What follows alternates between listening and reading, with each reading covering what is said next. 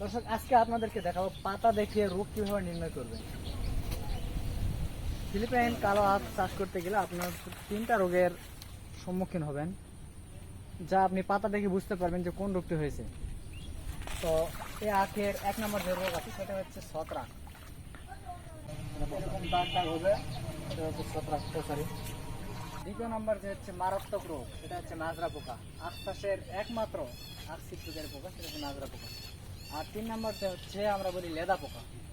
আপনার এলাকায় কি পোকা বলে জানি না, যেটা পাতার নিচে এভাবে উল্টায় দেবেন, পাতার নিচে দেখবেন যে ছোট ছোট পোকা তুলে খানা। থাকবে, সেটা হচ্ছে লেদা পোকা। এই 3টা রোগ।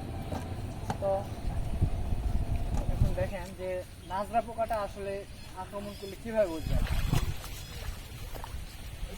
এরকম মাঝখানের যে মূল পাতাটা রয়েছে, এই পাতাটা শুকিয়ে যাবে, অর্থাৎ মাজরা পোকা আখ ছিদ্র করে এই পাতাটার মূল অংশটা কেটে দেবে। দেখেন এই পাতার টান দেবো, আস্তে করে উঠে আসবে উপরের দিকে।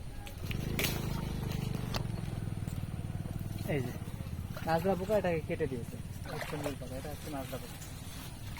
3 নম্বর যেটা ছিল সেটা হচ্ছে লেদা পোকা, যেটা বললাম যে পাতাগুলো সাইড থেকে খাবে অথবা মাঝখানে ফুটো করবে।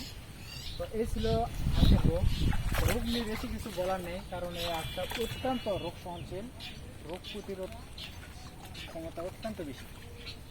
রোগ নেই বললে চলে। আমরা প্রায় 1 থেকে 1.5 মাস পূর্বে সেই জমিতে ওষুধ প্রয়োগ করেছিলাম।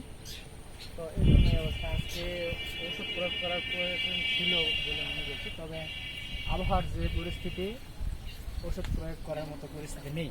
তো সুতরাং আমরা ইনশাল্লাহ আগামী 2-1 দিনের মধ্যে স্প্রে করবো। স্প্রে করার ভিডিও আপনাদেরকে দেখাবো ইনশাল্লাহ। সামনে দেখতে থাকুন এবং আগামী সকল টিপস জানতে আমাদের চ্যানেলটাকে সাবস্ক্রাইব করুন এবং যারা পেজ থেকে দেখতেছেন তারা পেজটাকে ফলো করুন।